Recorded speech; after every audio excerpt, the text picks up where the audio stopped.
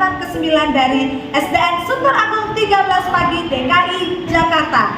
Kali ini pada modul 1 yaitu aksi nyata. Di ending modul 1 ini kami diberikan tugas untuk memberikan amanah yaitu budaya positif di SDN Sunter Agung 13 Pagi. Kami berharap saya sebagai calon guru penggerak Angkatan ke-9 dapat memberikan informasi apa yang sudah saya dapat dalam pembelajaran modul 1 ini kepada rekan-rekan guru saya di SDN Sunter Agung 13 Pagi untuk mewujudkan disiplin positif dan terwujudnya budaya positif di SDN Sunter Agung 13 Pagi. Untuk itu saya mau ngajak semuanya, seluruh Bapak Ibu guru yang hebat di seluruh Indonesia bersama-sama akan menyaksikan aksi nyata modul 1 Elsa Rita Thomasau, guru penggerak Angkatan ke-9 di SDN Sunter Agung 13 Pagi. Selamat menyaksikan. Let's check this out. Assalamualaikum warahmatullahi wabarakatuh. Salam sejahtera bagi kita semua. Yang terhormat Kepala SDN Sunter Agung 13 Pagi, Ibu Endang Nurul SPD. Yang terhormat Wakil Kepala Sekolah SDN Sunter Agung 13 Pagi, Ibu Yosiana Indah Sari, Bapak Ibu guru dan seluruh staf karyawan SDN Sunter Agung 13 Pagi. Pada pertama-tama kita panjatkan puji syukur kita kepada Allah Subhanahu wa taala bahwa di pagi hari ini atas izin Allah Subhanahu wa taala Tuhan Yang Maha Esa kita boleh berkumpul di sekolah kita. Saya bersyukur dalam kegiatan calon guru penggerak Angkatan ke-9 atas nama Elsa Rita Thomasau mengucapkan terima kasih banyak untuk Ibu Kepala Sekolah, rekan-rekan guru yang sudah boleh memberikan waktu dan tenaganya untuk boleh bersama-sama kita berbagi aksi yang baik tentang budaya positif di SDN Sunter Agung 13 Pagi. Are you ready guys? Yes, good job. Baik, before kita ke materi sebelumnya supaya kegiatan ini berjalan dengan lancar, kita akan berdoa dulu yang akan dipimpin oleh Bapak Ustadz kita, Pak Kustosi. Terima kasih Bu Desa. Mari kita semuanya untuk mensukseskan acara ini tanpa Tuhan yang kuasa dan acara ini bisa akhir dan kita berdoa untuk agama dan bersama-sama. Berdoa mulai. Amin. Terima kasih.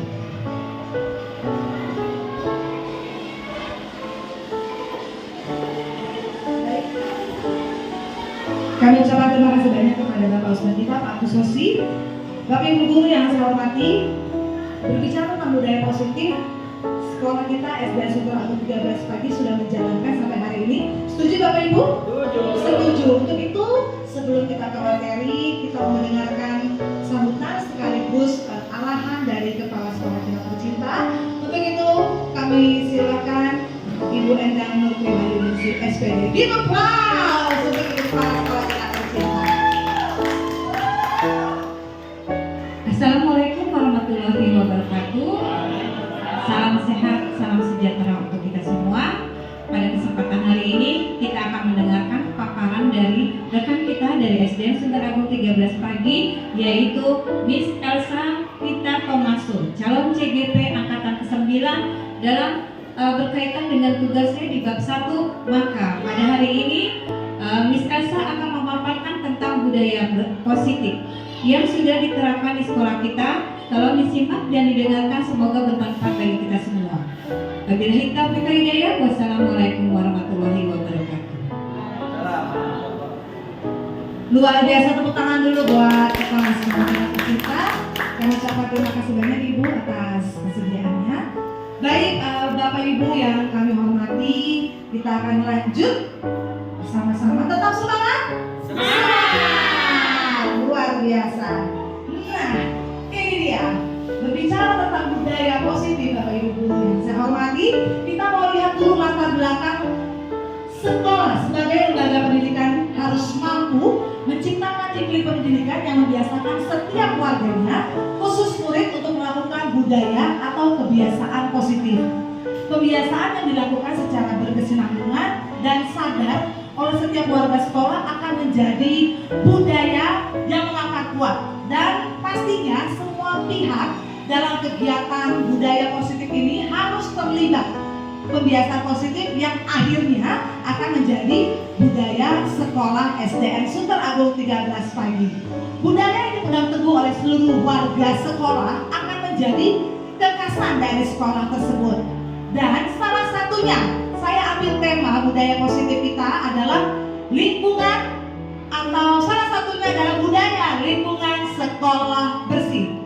Budaya tersebut harus terintegrasi dalam seluruh kegiatan sekolah yang akhirnya mewujudkan merdeka belajar dan karakter profil pelajar Pancasila. Setuju Bapak Ibu?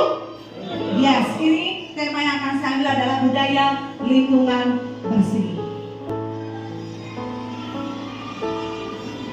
Dalam budaya positif, Bapak Ibu boleh melihat di sini strukturnya adalah budaya positif, lingkungan positif, keyakinan kelas, dan peraturan kelas. Keempat ini kita akan bahas sampai dengan berikutnya. Mungkin ada yang ingin ditanyakan sampai di sini Bapak Ibu? Oke, cukup. Pasti nanti Bapak Ibu akan banyak bertanya ya, atau kita saling sharing ya Pak Kusasi ya. Oke, baik, the next. Budaya positif, pasti Bapak Ibu semuanya tahu siapa pahlawan pendidikan kita? Betul sekali. Sejak zaman dulu, beliau itu punya semboyan yang luar biasa, terutama terhadap guru-guru di seluruh Indonesia. Makanya Kementerian Pendidikan dan Kebudayaan Indonesia mengambil tokoh atau menjadi satu gambaran di dunia pendidikan adalah beliau, Ki Hajar Dewantara. Ki Hajar Dewantara mengumpamakan sekolah sebagai sebuah ladang tempat tersamaian bibit. Agar bibit bisa berkembang secara maksimal, maka petani dapat memperbaiki kondisi tanah, memelihara bibit tanaman, memberi pupuk air, membasmi ulat-ulat atau jamur yang mengganggu tanaman lain. Dari uraian tersebut bahwa sekolah kita diibaratkan sebagai tanah tempat bercocok tanam, sehingga guru mengusahakan sekolah jadi lingkungan yang menyenangkan, menjaga dan melindungi murid-murid dari hal-hal yang tidak baik. Kebetulan kalau berbicara tentang tanaman sesuai dengan apa yang diupamakan oleh Ki Hajar Dewantara, Bapak guru kita Pak Kusosi ya.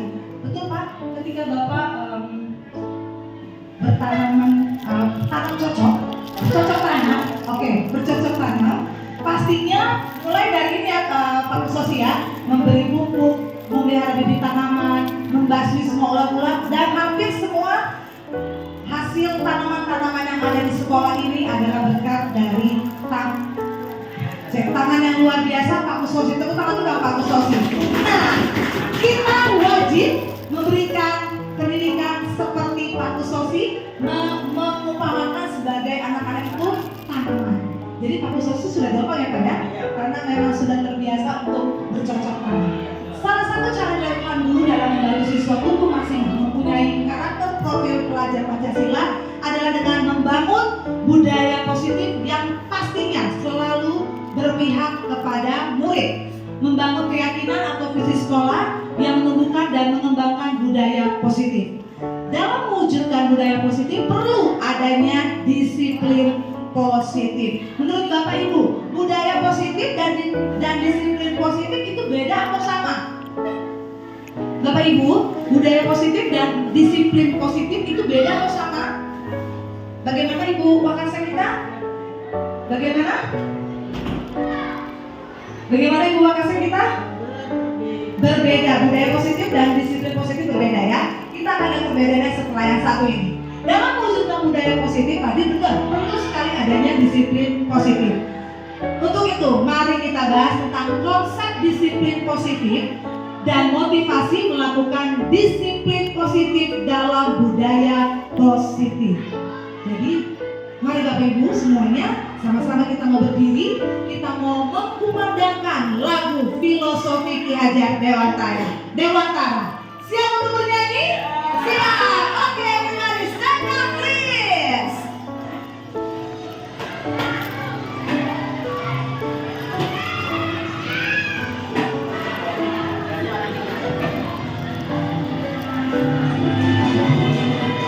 Boleh sama-sama kita bertepuk tangan.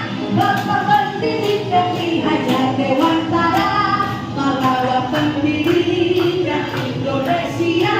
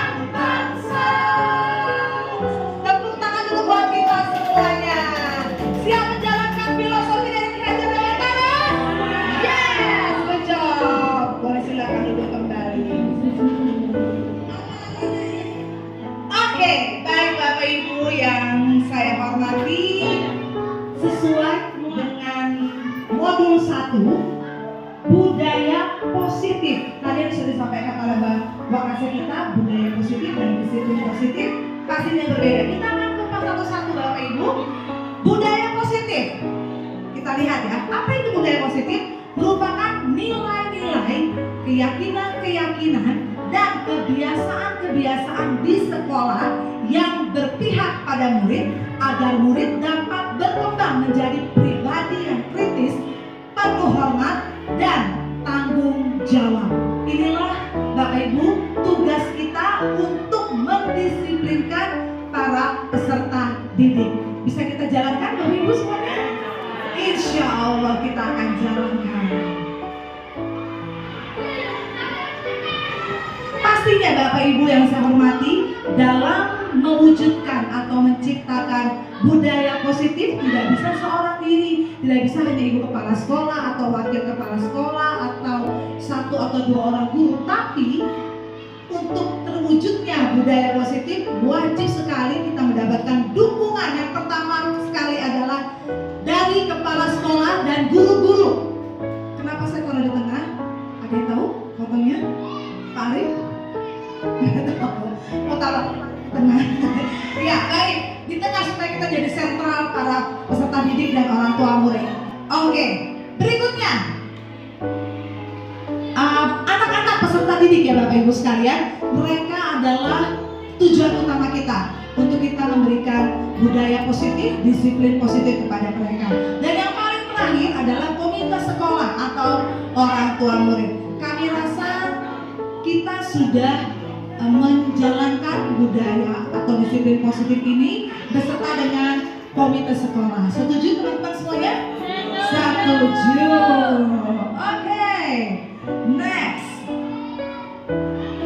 Ini dia Bapak Ibu yang saya hormati, konsep inti dari budaya positif.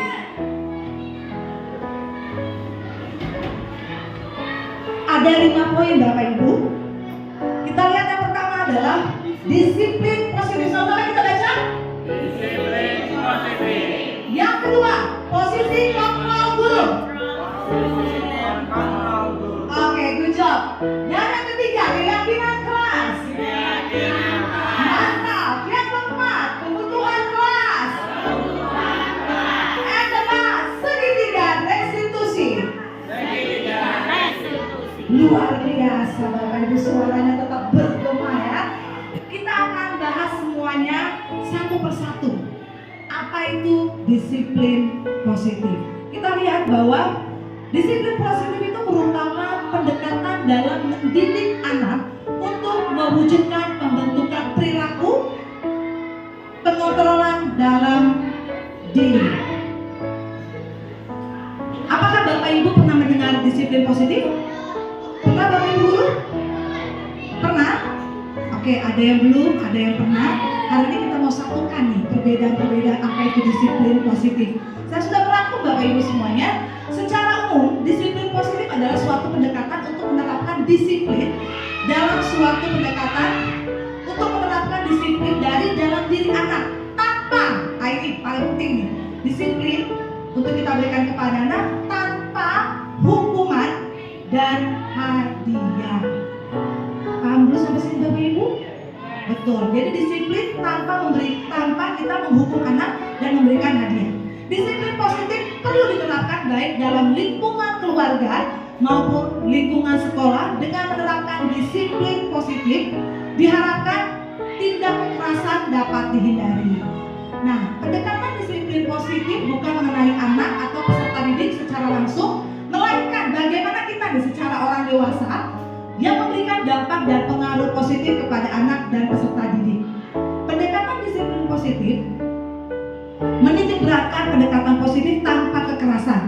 Jadi kita tugas sebagai seorang guru untuk demi terwujudnya disiplin positif, kita harus memberikan motivasi, kita harus memberikan refleksi kesalahan kepada peserta didik kita, menghargai anak, membangun logika, yang pastinya semua dukungan tersebut bukan hanya dalam jangka yang pendek tapi dalam jangka yang panjang, supaya kita selalu, anak-anak peserta didik kita selalu mengingat, oh iya, ibu guru kita tuh dulu waktu sosi selalu menerapkan bahwa sholat 5 waktu itu sangat penting, hidup penuh dengan rasa syukur, kata Pak Sahab itu sangat penting. Kalau kata Pak Arif telinga kita cuma 2, jadi kita yang tutup telinga kita. Jadi kita harus mendamaikan hati kita. Betul Pak Arif? Betul sekali. Bisa Bapak Ibu disiplin positif ini kita jalankan kepada para peserta didik tanpa memberikan hukuman loh. Ingat nih, tanpa memberikan hukuman tapi disiplin itu terus berjalan. Dan juga tanpa memberikan hadiah. Biasanya, oh iya kalau saya melakukan ini, wah pasti nanti dapat hadiah nih dari guru saya atau dari pak guru saya. Sampai di sini ada yang mau bertanya Bapak Ibu? Cukup sekian dan terima kasih. And the next, kita lihat. Ini dia.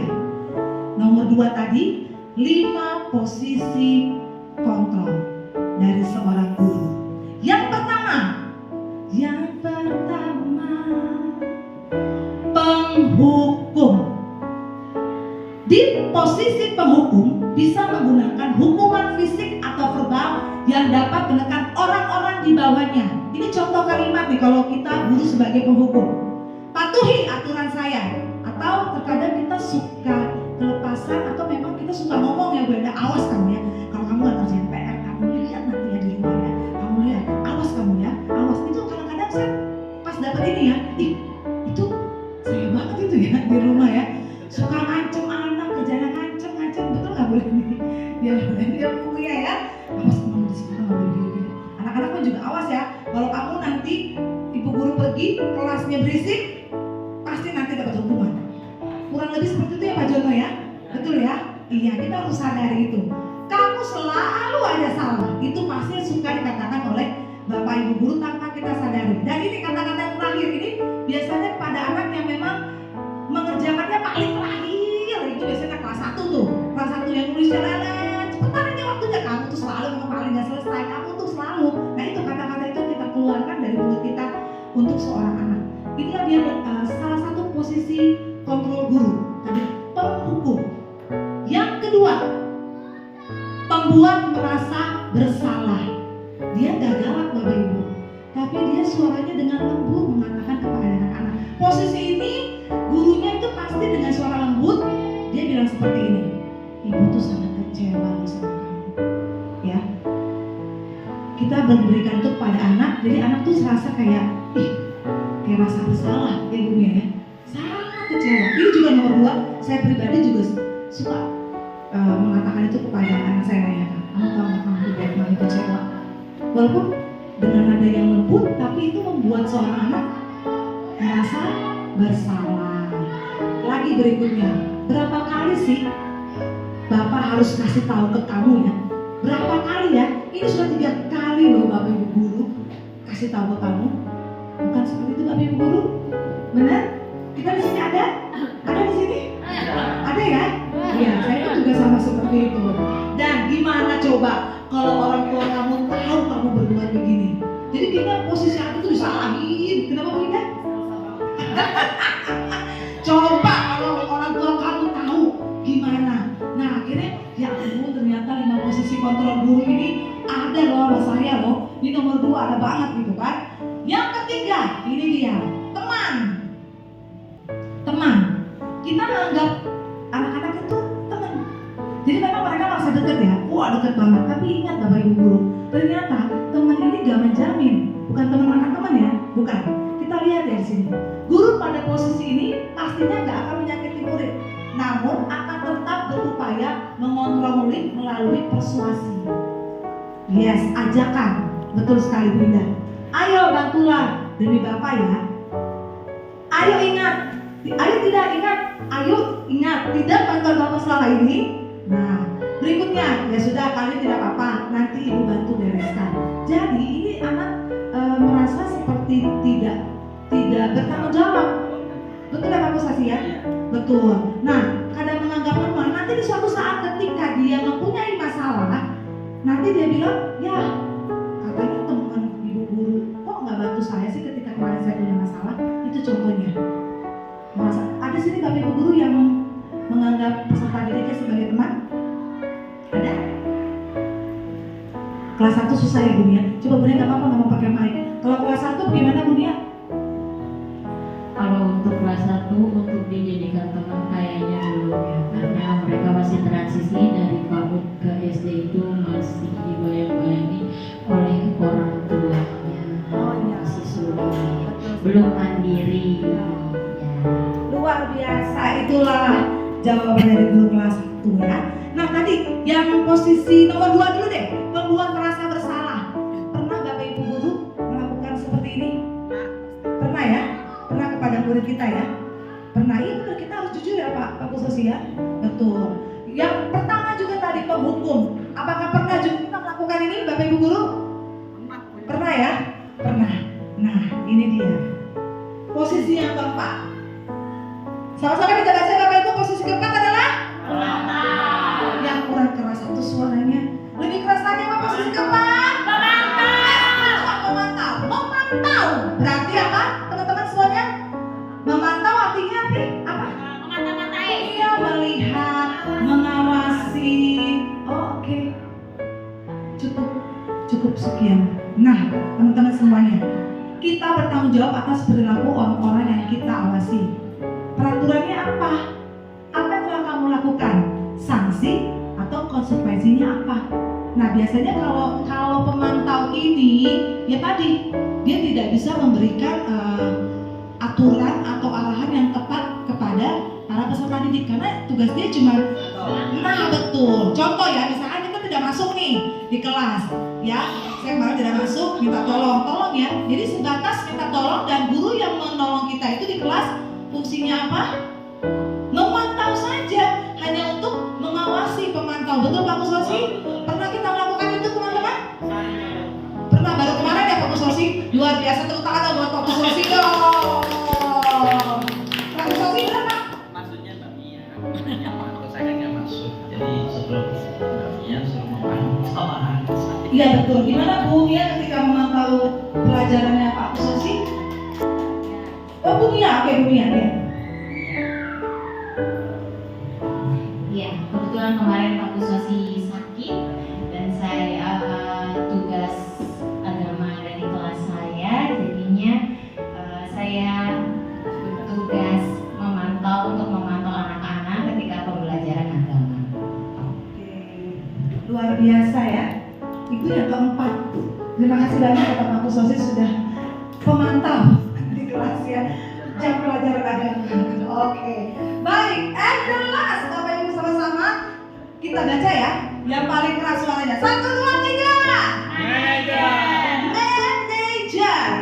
Bukan manajer di kantor ya, tapi ternyata kita pun juga bisa Bapak Ibu guru untuk menjadi seorang manajer di kelas kita masing-masing.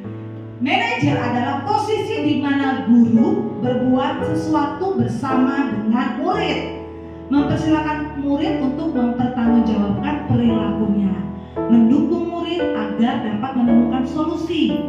Contohnya kalimat yang seorang manajer akan katakan kepada muridnya, apakah kamu meyakininya? Atau mungkin pertanyaannya adalah, betul, apakah kamu yakin? Atau coba Bu Indah, kira-kira menurut Bu Indah kalau seorang manajer yang baik, dia akan mengatakan apa kepada muridnya ketika dia melakukan kesalahan? Apakah kamu yakin dengan kesalahan yang telah kamu buat? Apa tindak lanjut dari kesalahan yang telah kamu lakukan tersebut? Tepuk tangan. Tepuk tangan. Dan yang terakhir apa tadi kata-katanya Pak Kusosi? Saya sebenarnya saya nggak ada kami, cuman kamu dikasih tahu dengan cara yang harusnya bisa. Maka apa perlu paling belum ngomongin lebih keras dari ini dan kamu akan menjadi anak yang baik insya Allah kalau kamu mau mengikuti Pak Guru. Betul. Ya, ketika kita mau melakukan perubahan, Bapak Ibu guru harus ikut mendukung. Jadi jangan cuma hanya satu guru, oh iya nih karena kelasnya Bu Indah, udah Bu Indah aja yang melakukan sendiri. Tidak Bapak Ibu, tapi kita semua wajib untuk mendukung anak tersebut supaya jadi baik dan berubah sesuai dengan tadi yang paling pertama ya, tetap berkarakter, profil pelajar Pancasila. Baik, sudah 5 posisi kontrol guru. Saya coba ingin sama-sama mengajak teman-teman semua untuk merenungkan nih, apakah dari 5 posisi kontrol guru ini semuanya kita lakukan atau selama ini kita cuma ada di poin 1, atau kayaknya saya kan lembut orangnya, saya nggak pernah marah-marah, kayaknya saya ada di posisi yang kedua nih. Oh, itu bunyinya ya? Itu nggak apa-apa, itu kan kejujuran. Kita minta anak untuk jujur, kita juga sebagai seorang guru harus jujur. Bunia pada posisi yang keberapa Bunia? Bunia pada posisi keberapa? Hampir semuanya. Good job, benar, tepuk tangan buat Bunia. Hampir semuanya ya, betul sekali, hampir semuanya. Jadi dalam 5 posisi kontrol ini, kira-kira kita harus ambil yang mana nih Bapak Ibu Guru? Posisi yang mana? Nomor 1 kah? Nomor 2 kah? Nomor 3 kah? Nomor 4 kah? Atau nomor 5? Pak Arif? Coba saya kasih mic. Akhirnya Pak Arif bicara juga, alhamdulillah. Iya, nomor berapa Pak Arif? Ini kan kalau dilihat kan seperti grade ya. Artinya dari yang nomor 1 paling rendah sampai ke nomor 5 yang kayaknya grade-nya paling baik lah. Kita sebagai guru, sebagai manajer. Kalau saya rangkai sendiri kan kita paling mentok-mentok di nomor 3 ya ternyata ya. Kami kita jadi teman. Terus sekarang juga kalau misalkan ada anak yang melakukan kesalahan, kita bikin dia paling tidak merasa bersalah. Ya, atau kalau misalkan kayaknya nggak bisa begitu, akhirnya kita jatuh ke yang ke level 1 gitu. Kita jadi kasih jadi hukuman bagi dia gitu. Nah ini dengan begini akhirnya kita tahu ternyata ada grade yang lebih tinggi dari cuma sekedar kita sebagai teman gitu. Ternyata ada pemantau ya, dan yang lebih baik lagi manajer yang akhirnya membuat harusnya tuh anak mikir sendiri kesalahannya apa dan cara memperbaikinya bagaimana gitu. Dan mudah-mudahan nanti ke depan kita bisa naik level lagi lah. Amin. Luar biasa, betul Pak Arif. Bukan hanya Pak Arif yang baru tahu, saya juga baru tahu ini beneran ketika mengikuti calon guru penggerak. Jadi memang di calon guru penggerak ini ya, di pendidikan guru penggerak banyak banget ilmu yang didapat yang selama kita kuliah tuh gak didapat Bapak Ibu. Baru kali ini saya dapat dan akhirnya jadi sadar diri ya, kita refleksi diri. Oh iya, benar. Kita harus ada di posisi semakin udah lama, kita kan bukan guru baru, kita guru yang udah lama mengajar. Makin hari kita anak aja ada ujian naik kelas. Kita pun juga dalam posisi kontrol ini kita juga wajib untuk naik kelas. Kita ada di posisi yang keberapa? Bapak Ibu rindu inginnya ada di posisi yang keberapa? Bapak Ibu rindu mau ada di posisi keberapa ini? 5 posisi kontrol guru? Bu Leni. Posisi berapa Bu Leni? 5. Kenapa? Kenapa Bu Leni lebih pilih ke-5? Karena kalau udah level manager berarti sudah bisa memposisikan diri, memahami lingkungannya, memahami semuanya. Manager adalah berarti orang yang bisa mengatur semuanya. Luar biasa. Tepuk tangan dulu dong buat Bu Leni. Luar biasa. Tepuk tangan dong buat kita semuanya di siang hari ini. Good job. Nah, Bapak Ibu sekalian, ketika tadi kita sudah berada di disiplin positif, yang kedua kita sudah ada di 5 posisi kontrol guru. And the next, Bapak Ibu semuanya, ini dia. Sama-sama kita baca. 1, 2, 3. Keyakinan kelas. Good job. Baru pernah mendengar kata ini? Aku sudah pernah mendengar? Baru. Betul sekali. Sebenarnya keyakinan kelas itu beda gak sama dengan peraturan kelas? Kesepakatan sama nggak? Sama ya? Sama atau tidak? Keyakinan kelas dan peraturan. Keyakinan dan peraturan apakah sama atau beda Bapak Ibu? Apa Bu Linda? Beda, betul sekali. Nah, kenapa sih kenapa harus keyakinan? Kenapa harus peraturan kelas? Tadi Bu Leni bilang kalau kesepakatan, ya bisa Bu Leni. Kesepakatan, keyakinan. Tapi yang kita lihat di sini adalah keyakinan. Nah itu betul. Kayaknya Bu Linda bisa jawab nih. Kalau peraturan kan ini tadi dia kasih tahu Putri. Coba, yuk. Terima kasih Miss Alsan. Ingin sedikit memberi tanggapan perbedaan antara keyakinan kelas ya. Mungkin keyakinan kelas contohnya kita hampir di setiap kelas sudah bikin yang namanya kesepakatan kelas. Jadi kalau kesepakatan kelas itu kita sama murid sama-sama diskusi bareng. Yuk kita mau bikin kesepakatan kelas kita apa aja. Dan nanti butir-butirnya pun memang yang sesuai dengan kemampuan kelas kita masing-masing. Karena pasti setiap kelas mungkin nggak semuanya sama. Nah kalau misalkan peraturan itu kan udah kayak lebih saklek ya, lebih ke udah ada hukum sama aturan yang lebih tertulisnya lagi. Kayak misalkan memakai seragam itu kan juga udah termasuk peraturan seperti itu. Luar biasa, tepuk tangan buat Bu Intan. Nah, Bapak Ibu, boleh hadap saya sebentar nggak? Boleh hadap saya ke sini. Kemarin, ini bukan secara kebetulan ya, mohon maaf ini. Supaya tidak pindah-pindah kasihan Bu Intan ya. Jadi memang saya mendekati Bu Intan. Jadi kemarin, raihlah cita-cita kalau kata Bu Intan ya. Kita raih keyakinan kelas kita supaya menciptakan, mewujudkan peserta didik yang unggul, prestasi, bertanggung jawab, raih cita-cita. Baik. Kemarin Bapak Ibu, ketika jam istirahat, mau tahu nggak? Beliau aja kaget dengan anak-anaknya. Ketika selesai jam istirahat, dia mau ke depan, mau nyuruh anak-anaknya masuk. Ternyata lapangan sepi, sunyi senyap, tidak ada anak-anaknya. Wah, ternyata anak-anaknya sudah dalam kelas. Padahal tidak diperintahkan, tidak disuruh, tidak diberikan hukuman, nggak diomelin. Tiba-tiba pas, ih anak-anak aku di dalam kelas, oh so sweet gitu. Itu luar biasa, keren nggak? Keren nggak Pak Us? Ya. Apakah itu keyakinan atau peraturan kelas kalau menurut Bapak Ibu semuanya?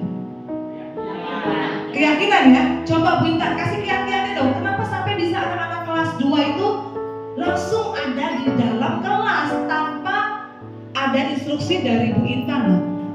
Tanpa ada 4 posisi kontrol guru tersebut dan Bu Intan lakukan, tapi keren loh anak kelas 2 atau diraih. Lagi bisa ya, untuk itu shock juga sih, maksudnya sampai kagum, sampai ke kelas juga saya bereplos ke anak-anak gitu, maksudnya gini. Jadi kalau di kelas itu anak itu kan pasti akan belajar seiring berjalannya waktu gitu kan. Balik lagi kesepakatan kelas, kita pernah bikin kesepakatan kelas itu salah satunya datang ke kelas tepat waktu. Nah, datang ke kelas tepat waktu itu nggak cuma misalkan jam masuk aja 6:30 harus dari kelas atau gimana, atau sampai langsung duduk, enggak. Nah, waktu itu kan kejadiannya habis PJOK ya. Kalau PJOK itu kan anak-anak lebih banyak di lapangan. Nah, habis di lapangan itu berganti dengan jam kelas saya yang anak harus ke kelas gitu loh. Nah, ternyata mereka sudah mulai bisa belajar, oh memang kalau misalkan jamnya sudah habis ya udah berarti kita udah nggak boleh lagi keliaran di luar kelas, atau misalkan kita jajan ke kantin ya udah stop, karena nanti pasti kita akan ada waktu istirahatnya sendiri seperti itu. Nah, dan tentunya kenapa bisa sampai begitu, setiap kelas kan kita sudah menunjuk yang namanya ada ketua kelas, wakil kelas, sampai mungkin ada yang komisi disiplin. Nah, kebetulan yang saya pilih ini memang anak-anak yang bisa membantu untuk mengajak teman-temannya, yuk kalau memang misalkan harus masuk semuanya seperti itu. Luar biasa, tepuk tangan untuk buat Bu Intan.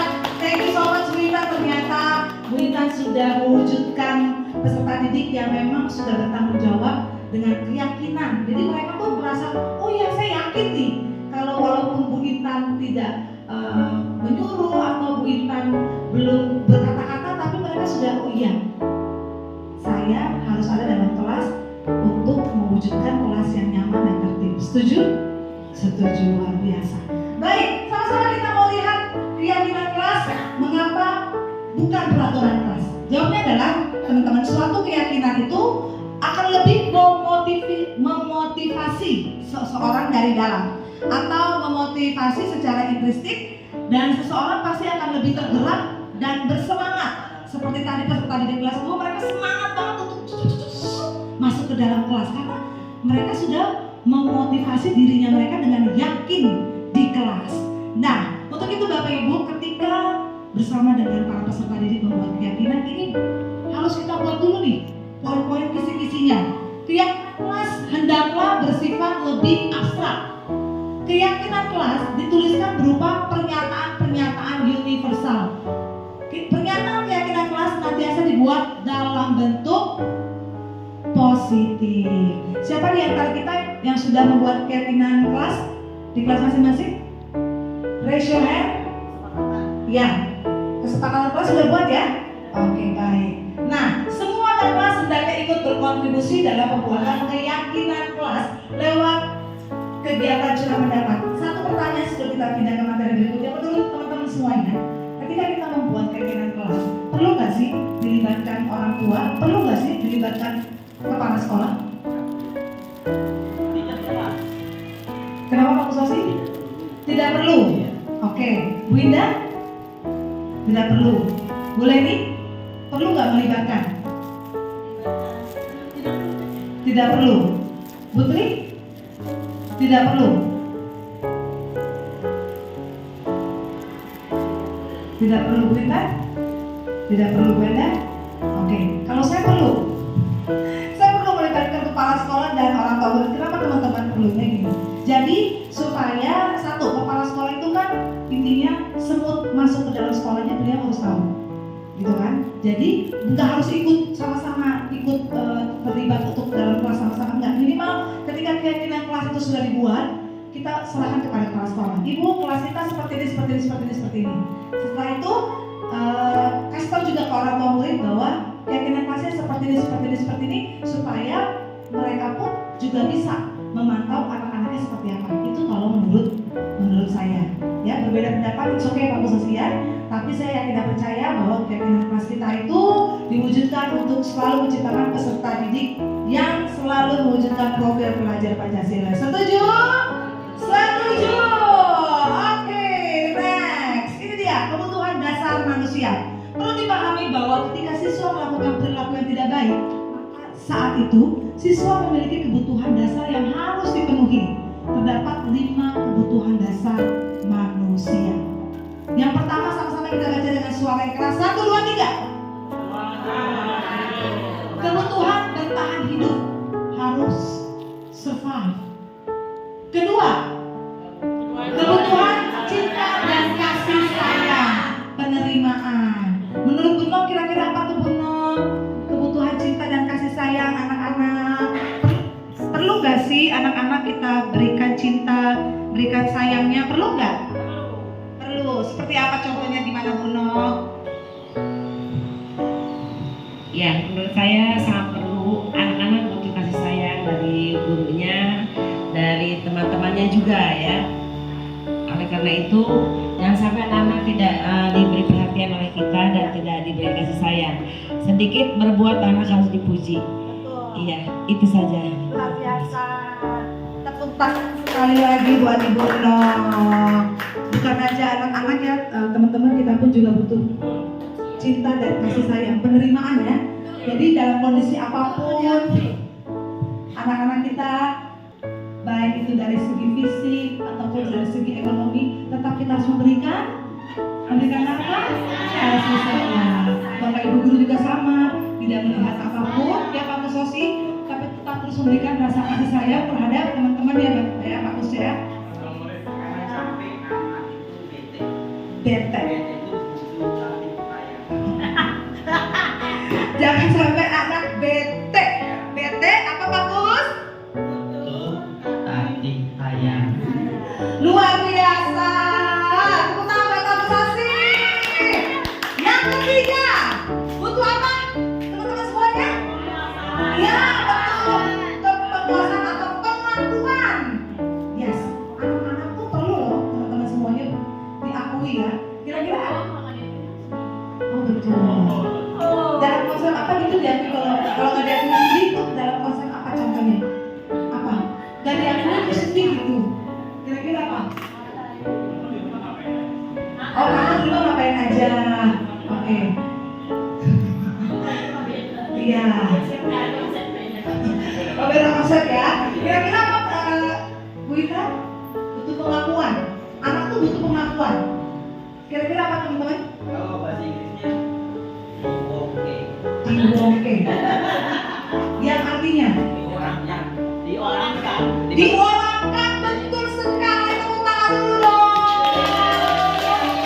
Ya.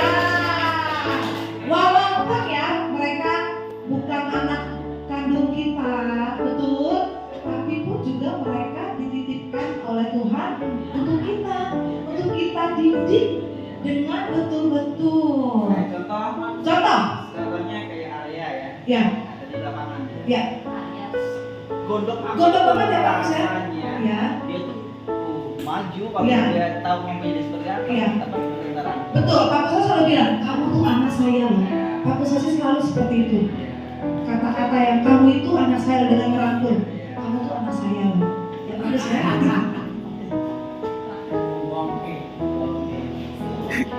Baik. Dan yang keempat, sama-sama kita bilang 1, 2, 3. Ya, kebutuhan dan pilihan.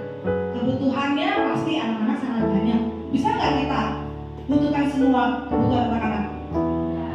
Nggak bisa Bu Neneng ya? Betul sekali. Kalau nggak bisa dengan cara apa? Memberikan pilihan. Gila, keren banget ya Bu Nia.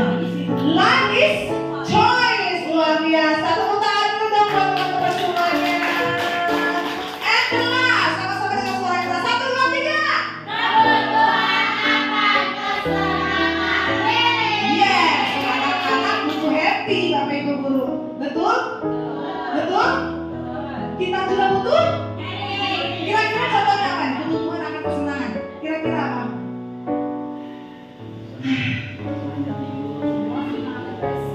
Refreshing dalam apa tuh Bulog? Sekali, singkat paling jelas. Refreshing apa?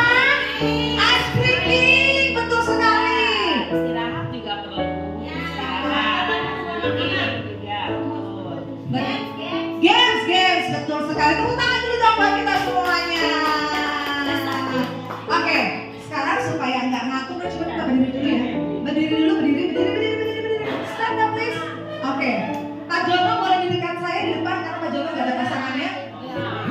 Oke, coba Pak Ari dengan Bulog ya, berhadapan. Semuanya berhadapan. Oke, kita lihat ya. Contohnya teman-teman, kita ice breaking dulu, kita mau senang-senang, kita mau happy. Pak Jono di sini jangan jauh-jauh. Sini. Oke, kita mau happy dulu. Happy-nya gampang kok teman-teman. Ya. Kalau saya tepuk tangan 2 kali, Bapak Ibu menyebutkan satu angka yang berbeda. Oke, saya tepuk tangan 2 kali. Contoh ya sebentar. Pak, terserah mau angkat tapi angkanya satuan jangan puluhan. Oke, ketika misalnya saya menyebut angka berbarengan ya. 5, 7, langsung 35, 35 seperti itu ya. Jadi sama-sama ngomong, nggak boleh nunggu. Sama-sama langsung. Coba Pak Jono. 1, 2. Nah, jangan, nggak boleh. Bersamaan. Oke ya, coba dulu sebentar. Tunggu. 5, 30, langsung 30 sebut. Berkalian. Oke. Coba sekali lagi ya. Nanti kalau yang nggak bisa sebut, dia tidak konsentrasi. Oke, harus ya. Satuan ya, jangan 20, 70, jangan repot. Ya. Oke, kita bareng. Ya, coba ya. Tepuk tangan 2 kali. Saya yang tepuk. Oke.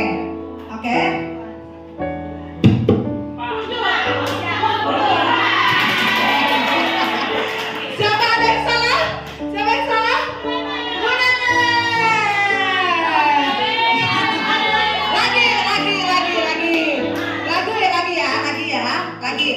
Lagi. Lihat pasangannya. Oke. Konsentrasi. Angka satuan ya. Iya, betul. Kompak sekali ya, kelihatan Bu Nia, Bu Ida, Bu Nok dan Pak Arif. Sekali lagi ya. Satu lagi games ya. Satu kali lagi.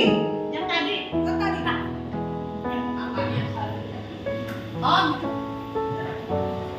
Oke, satu kali lagi.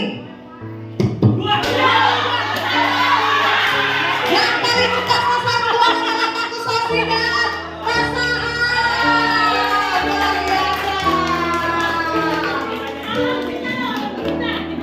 Nanti ya. Jadi. Luar biasa. Tepuk tangan dulu buat kita semuanya Pak Jono. Ya, thank you. Baik. Dan ini yang terakhir teman-teman semuanya ya. Ini beneran, saya juga baru tahu istilah ini. Kita lihat sama-sama ya. Definisi restitusi. Apa itu restitusi teman-teman? Restitusi adalah proses menciptakan kondisi bagi murid untuk memperbaiki kesalahan mereka sehingga mereka bisa kembali pada kelompok mereka dengan karakter yang lebih kuat. Tadi kita harus jadi 5 posisi kontrol yang mana kita pilih. dengan tadi kebutuhan dasar manusia. Kita gabungkan menjadi definisi restitusi ini. Ya, menurut pakar kita Gosen di tahun 2004. Gosen bukan ya. Oke, ini dia definisi restitusi.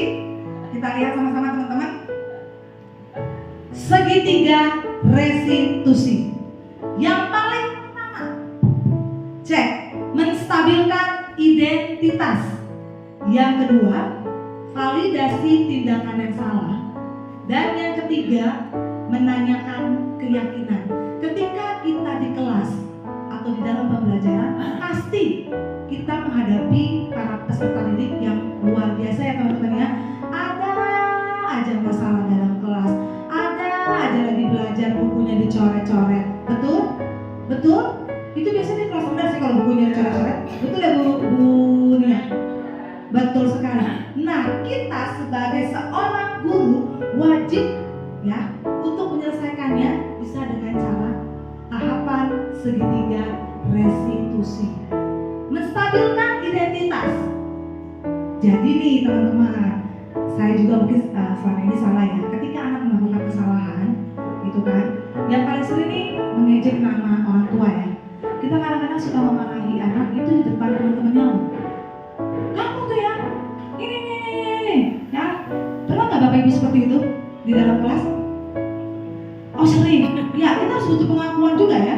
Kita harus tahu bahwa memang ada beberapa tindakan kita yang memang harus kita rubah posisi kita dalam sebagai seorang guru untuk mengajar para peserta didik. Bukan hanya di guru, anak-anak kita pun juga sama. Saya juga kadang-kadang suka menyamakan kayak di depan orang tua saya gitu. Terkadang sama sekali saya pikir ikut guru putra, benar ya, si mami kamu benar juga ya, kamu tuh yang nyalain anak gini di depan orang. Ternyata itu benar. Ini dia teman-teman, menstabilkan keadaan. Jadi kita panggil dulu nih anak itu. Jangan sampai di depan teman-teman. Kita panggil, kita tanya. Kita tanyanya, menstabilkan keadaan adalah, nak, benar kamu melakukan hal itu. Cek. Kita tanya dulu nih, benar nak kamu melakukan itu. Jadi kalau kita nanya dengan suara yang keras, suara yang tinggi, pasti anak itu juga mau ngaku juga jadi nggak mau ya Bunda ya. Dia nggak mau karena kita juga harus menghargai ketika anak-anak jujur walaupun dia bohong. Ketika dia berbicara kejujuran, kita harus menghargai ya teman-teman semuanya ya. Nah itu kita harus menstabilkan keadaan dulu. Benar kamu melakukan itu. Nanti dia akan jawab, betul Bu Nia, saya sudah melakukan itu. Nah berikutnya, validasi tindakan yang salah. Ketika dia tadi sudah mengaku, kita tanya lagi. Nah kamu mau tahu nggak? Misal saya juga pernah loh ngatain teman-teman itu. Nah, ngatain nama orang tua, sorry. Miss juga pernah kok. Miss juga pernah dalam kondisi seperti kamu pernah. Jadi kata-kata itu harus kita ucapkan kepada anak-anak kita ketika memang mereka melakukan kesalahan. Kayak tadi kembali lagi, posisi kontrol guru, kita wajib menjadi posisi kontrol yang nomor berapa tadi? Nomor berapa? Nomor 5. Dan 5 kebutuhan dasar manusia tadi harus kita kerjakan dan lakukan untuk peserta didik kita. Setelah dia kita tanya, pasti dia akan bercerita. Iya, kenapa sih kamu melakukan itu? Dia akan bercerita, gini loh, gini. Setelah itu menanyakan keyakinan. Setelah dia mengaku kesalahan dia, setelah dia bercerita, kita langsung bilang, nah, terima kasih yang kamu sudah jujur, itu luar biasa. Bapak, Ibu guru percaya, yakin kamu bisa berubah. Dan kita harus beri keyakinan ke anak-anak, jangan terus salah-salahin dulu. Yang tadi posisi tadi rasa membuat bersalah. Jujur, saya baru tahu istilah ini. Karena di kuliah pun juga ada atau tidak? Ada nggak teman-teman? Bu Nok, ini yang lebih senior. Bu Nok pernah mendengar istilah segitiga restitusi? Belum pernah. Betul sekali, belum pernah. Pak Kuswasi, yang lebih sesepuh lagi, lebih senior? Belum pernah. Cuma dalam praktek sudah ya? Kita laksanakan. Sudah dilaksanakan. Kesimpulannya gini, kalau mau masukkan ilmu, anak harus tenang dulu. Betul. Dari segalanya. Betul. Sebenarnya itu. Betul. Iya itu. Kita harus menciptakan suasana yang tenang. Tepuk tangan buat Pak Kuswasi dan Bu Luar biasa. Sampai sini, Bapak Ibu, teman-teman ada yang Cukup sekian ya, dan terima kasih. Betul tadi saya rasa juga kita sudah melakukan ini untuk anak-anak, cuma mungkin istilahnya kita baru tahu tahapan segitiga restitusi. Ini dia kasus 1. Ini tugas saya kemarin ada di PMM aksi nyata teman-teman semuanya. Kasus yang pertama, Fadila, Salsabila, Carol dan Alisa adalah teman piket satu kelompok. Sudah beberapa kali Alisa tidak piket sehingga berimbas kepada teman-teman yang lain. Alisa selain tidak piket sering mengganggu kelompok piketnya dengan mengotori lantai yang sudah dipel. Menurut teman-teman semua pernah ada kejadian di kelas masing-masing seperti ini? Gak piket terus pulang, terus dengan santainya, dia capek gue gini-gini. Ini hal-hal yang memang sering terjadi di kelas, betul sekali. Nah, ini dia. Saya mau ada sedikit untuk teman-teman boleh menyaksikan sebentar saja.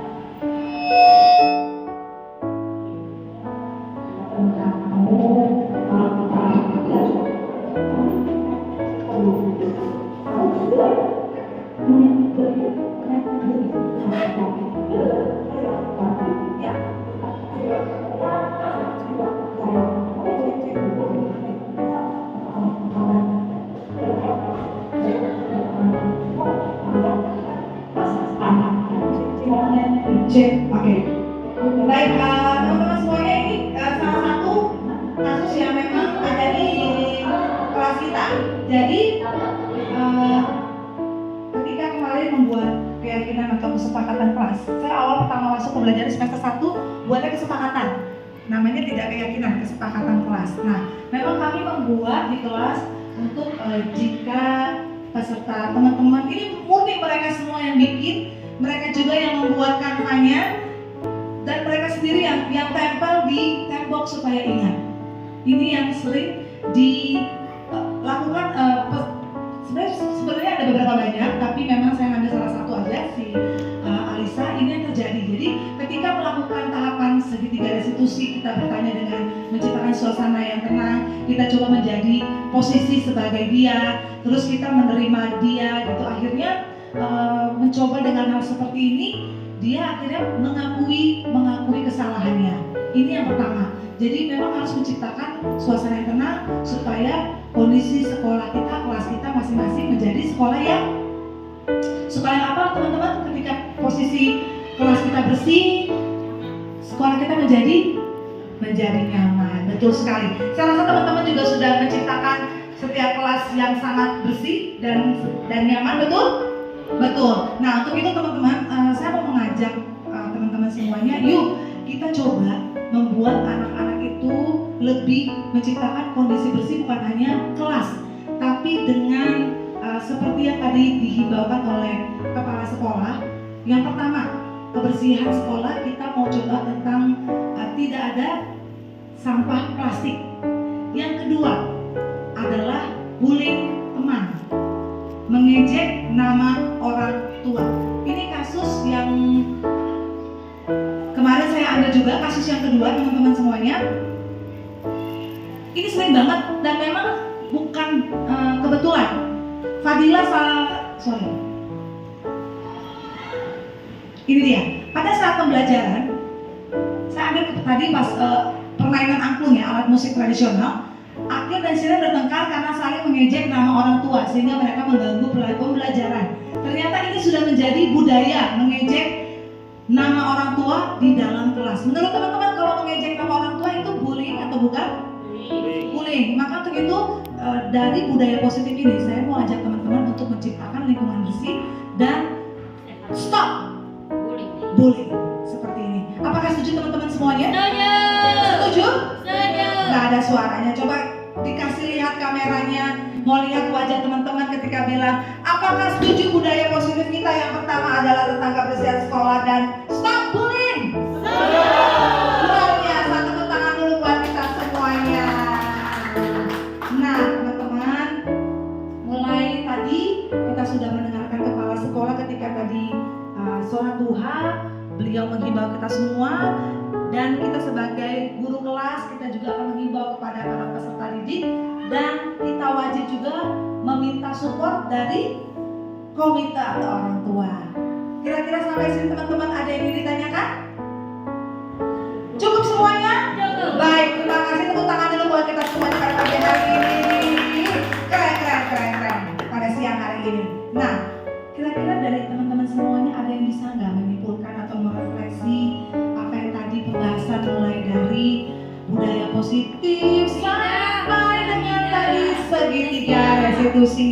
Yuk, tadi dari budaya positif itu apa saja sih teman-teman? Yang pertama tadi disiplin positif. Kedua, 5 posisi kontrol guru. Ketiga, keyakinan kelas. Yang keempat, kebutuhan dasar manusia. At last, segitiga restitusi. Dalam menjalankan budaya positif ini, 5 ini harus kita kerjakan. Bisa teman-teman semuanya? Insya Allah. Nah, untuk itu kesimpulannya, siapa yang ingin membantu supaya tetap teringat dan dilaksanakan? Oke, sepertinya wakil kepala sekolah kita. Tepuk tangan dulu buat Ibu Rosia Indah. Boleh dikasih Ibu.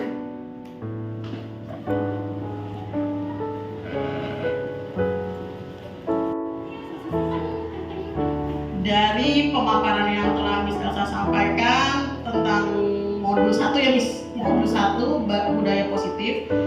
Dari situ saya mengambil kesimpulan bahwa sepertinya setiap guru itu sudah melakukan budaya positif di kelasnya masing-masing ataupun di sekolah. Ya, karena budaya positif itu biasanya kita lakukan, tapi ternyata istilah-istilahnya pun dari sinilah kita tahu dari Miss Elsa, dari calon guru penggerak angkatan 9 SD Sutarangkung 13 pagi. Ya, dari sinilah kita tahu istilah restitusi, istilah yang namanya sekarang dari peraturan kelas berubah menjadi keyakinan kelas, dan ada posisi kontrol guru ya, 5 posisi kontrol guru yang harus dan pastinya sudah kita lakukan. Terutama 5 posisi kontrol guru ini kita milih yang posisi manajer ya, dimana kita bisa merangkul siswa, memberikan kesempatan kepada siswa untuk berpendapat, dan yang terakhir kalau siswa itu melenceng dari yang sesuai yang tidak dilakukan atau berbuat negatif, kita melakukan yang namanya menasehati dan mengingatkan kembali hal-hal positif yang telah dilakukan. Dan yang terakhir tadi ada segitiga restitusi. Pasti setiap guru di dalam kelasnya maupun di sekolah kita pasti sudah melakukan hal tersebut. Yang pertama tadi keadaannya. Nah, di dalam kelas biasanya itu ya yang tadi misal saja menstabilkan keadaan, validasi, dan yang terakhir menanyakan keyakinan. Insya Allah guru-guru kita di SD Sutarangkung 13 pagi sudah melaksanakan yang namanya budaya positif. Sekian kesimpulan dari saya. Mohon maaf bila banyak kekurangan. Wassalamualaikum warahmatullahi wabarakatuh. Waalaikumsalam. Kita beri aplaus sekali buat wakil kepala sekolah kita, Ibu Rosia Indah Ayunisari. Keren banget ya, sangat tertata dan ya sistematis. Dan betul tadi dengan kegiatan ini, yuk ada ajakan persuasif ya, kalimat persuasif bukan hanya buat anak tapi buat diri kita supaya kita menjadi lebih lagi menciptakan disiplin positif dalam mewujudkan budaya positif sesuai dengan motto sekolah kita. Everybody stand up please. Sama-sama slogan sekolah kita tercinta. Beraksi. Suka tidak beraksi.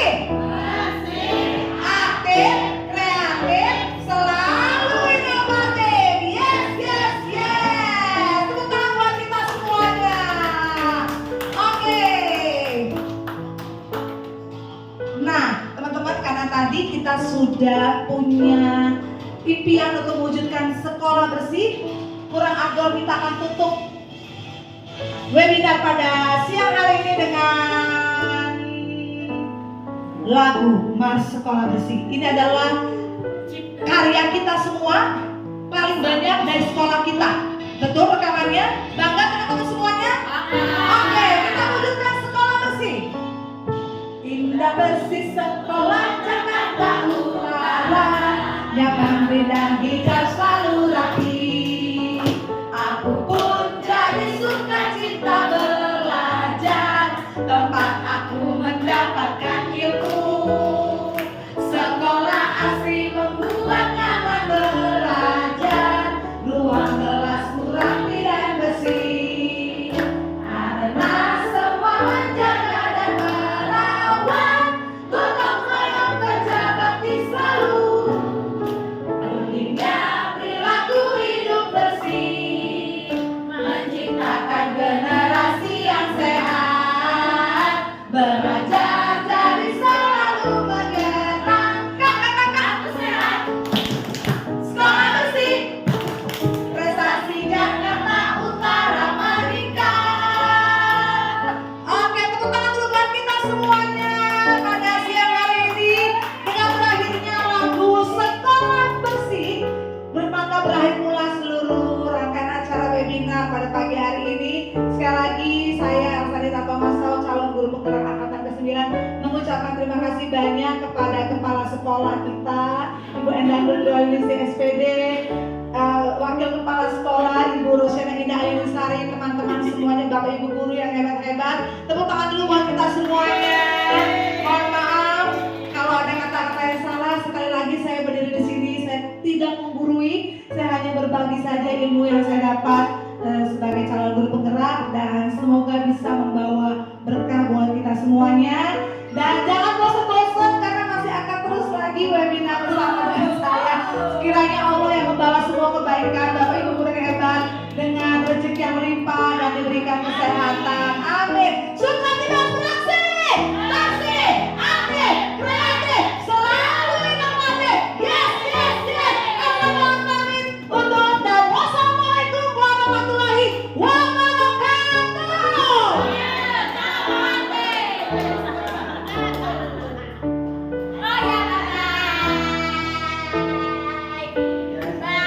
Sosialisasi dari kepala sekolah tentang kebersihan untuk menciptakan disiplin positif demi mewujudkan budaya positif.